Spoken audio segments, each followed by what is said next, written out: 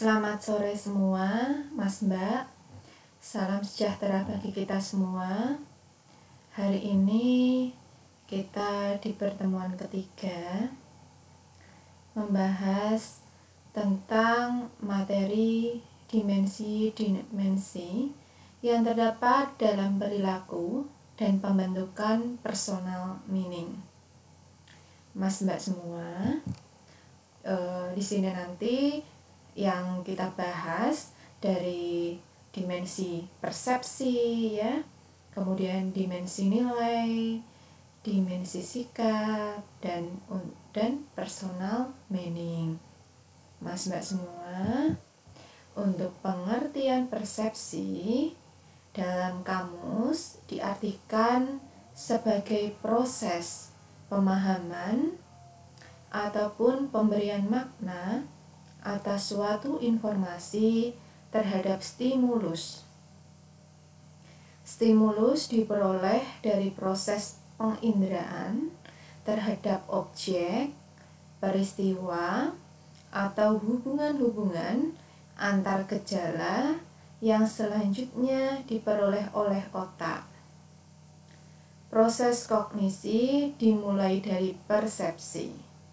Melalui persepsilah manusia memandang dunianya. Apakah dunia terlihat berwarna, cerah, pucat, atau hitam? Semuanya adalah persepsi manusia. Kemudian untuk perilaku organisasi, pada hakikatnya ya, mendasarkan pada ilmu pelaku itu sendiri yang dikembangkan dengan pusat perhatiannya pada tingkah laku manusia dalam suatu organisasi. Kerangka dasar pengetahuan ini didukung paling sedikit 2 komponen, yaitu individu-individu yang berperilaku dan organisasi formal sebagai wadah perilaku itu. Ciri manusia yang bermasyarakat senantiasa ditandai dengan keterlibatannya dalam suatu organisasi tertentu. Itu berarti manusia tidak bisa melepaskan keterlibatannya pada kegiatan-kegiatan berorganisasi. Masyarakat kita adalah masyarakat organisasi. Manusia hidup dilahirkan dalam organisasi, dididik oleh organisasi, dan hampir dari semua manusia mempergunakan waktu hidupnya bekerja untuk organisasi. Ya, Mas Mbak semua, kita itu dilahirkan ya, manusia dilahirkan itu juga dalam organisasi, kemudian dididik oleh organisasi ya, dari organisasi yang kaitannya dengan organisasi formal, organisasi non formal, itu semuanya kita juga dididik dari organisasi tersebut ya. Ingat Mas Mbak semua ya, kita lahir, manusia itu lahir pastinya sudah di dalam organisasi tersebut. Artinya manusia hidup itu dilahirkan dalam organisasi. Kemudian untuk prinsip persepsi, sebagian besar dari prinsip persepsi merupakan prinsip pengorganisasian berdasarkan teori Gestalt. Teori Gestalt percaya bahwa persepsi bukanlah hasil penjumlahan bagian yang diindra seseorang, tetapi lebih dari itu merupakan keseluruhan ya. Kemudian untuk prinsip persepsi yang utama adalah prinsip figure and ground. Prinsip ini menggambarkan bahwa manusia secara sengaja maupun tidak itu memilih dari serangkaian stimulus mana yang menjadi fokus atau bentuk utama figur ya, dan mana yang menjadi latar ground ya. Kemudian, Mas Mbak semua, di dalam prinsip pengorganisasian persepsi ini, yang pertama ada proximity, di mana seseorang itu cenderung mempersepsi stimulus-stimulus yang berdekatan sebagai satu kelompok. Dua, itu dari prinsip similarity. Seseorang cenderung mempersepsikan stimulus yang aman sebagai satu kesatuan. Tiga, prinsip continuity. Prinsip ini menunjukkan bahwa kerja otak manusia secara alamiah melakukan proses melengkapi informasi yang diterimanya, walaupun sebenarnya stimulus tidak lengkap. Menurut prinsip ini, ya, kita lihat dari menurut file, ya. Prinsip yang pertama adalah pembagian kerja. Prinsip ini sama dengan pembagian kerja Adam Smith. Spesialisasi menambah kerja dengan cara membuat para pekerja itu lebih efisien, yang bertujuan memperoleh hasil sebaik-baiknya dari usaha bersama. Dua, kekuasaan atau kita sering sebut juga wewenang, ya, ialah memberikan hak perintah dan dipatuhi. Bagi seorang kepala yang baik, kepala itu tersebut dari pimpinan atau manajer, maka kekuasaan pribadinya yang bersumber pada kemantapan jiwa, pengetahuan, pengalaman, dan wataknya, manajer harus dapat memberi perintah, wewenang, memberikan hak ini kepadanya. Tetapi wewenang berjalan seiring dengan tanggung jawab. Tiga, di sini adalah disiplin atau tata tertib, ialah perhatian untuk ketentuan-ketentuan tanggung jawab, ketekunan, semangat kerja, dan sikap menghormati atasan. Para pegawai harus mentaati dan menghormati peraturan yang mengatur organisasi. Disiplin yang baik merupakan hasil dari kepemimpinan yang efektif. Suatu saling pengertian yang jelas antara manajemen dan para pekerja tentang peraturan organisasi, serta penerapan hukuman yang adil bagi yang menyimpang dari peraturan tersebut. Ketertiban jangan dipandang sebagai sesuatu yang dipaksakan dari atasan, melainkan berupa tanggung jawab yang diterima dengan sukarela. Ya, maka Mas Mbak semua, ketika di sini, ya, adanya ketertiban itu jangan dipandang sesuatu yang dipaksakan, ya, tetapi itu sudah menjadi kewajiban. Kalau sudah menjadi kewajiban, pastinya kita itu akan sukarela, kemudian nanti akan senang juga, seperti itu, ya. Maka syarat-syarat bagi tata tertib yang baik ialah kewajaran dan keserasian dalam ketentuan-ketentuan dan keadilan dalam sanksinya. 4. Kebutuhan perintah atau satuan komando ialah bahwa setiap orang pelaksana untuk tugas tertentu hanya menerima penugasan dari satu kepala. Setiap pegawai seharusnya menerima perintah, ya, dari seorang atasan. Jadi hanya menerima perintah hanya dari atasannya saja. Kemudian yang kelima adalah kesatuan arah. Setiap kelompok aktivitas organisasi mempunyai tujuan sama, harus dipimpin oleh seorang manajer dengan menggunakan sebuah rencana. 6.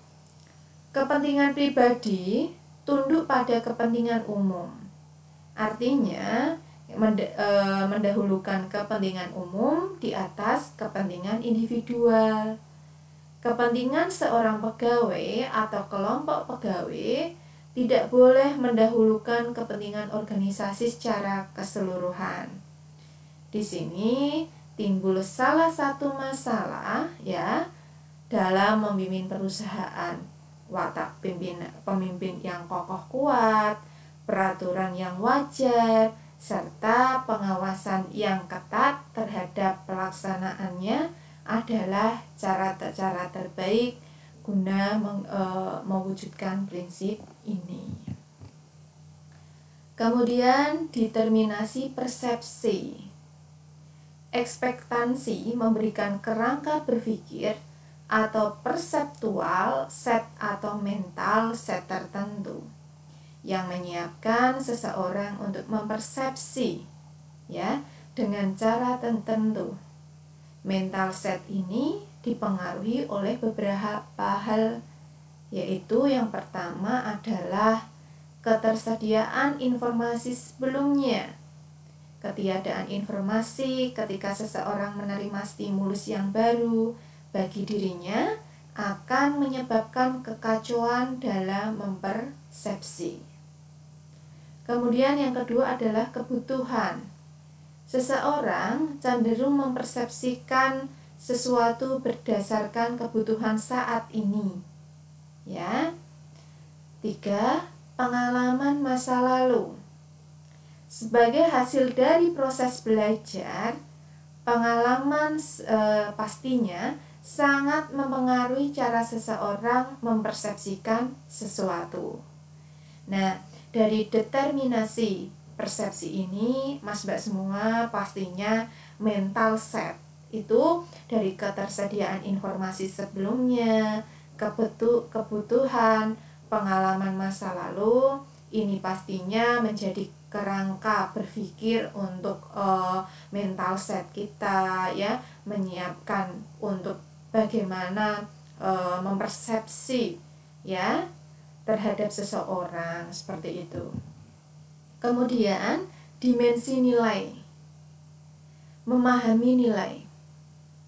Nilai mengandung unsur pertimbangan yang mengembang gagasan-gagasan seseorang individu mengenai apa yang benar, baik atau diinginkan.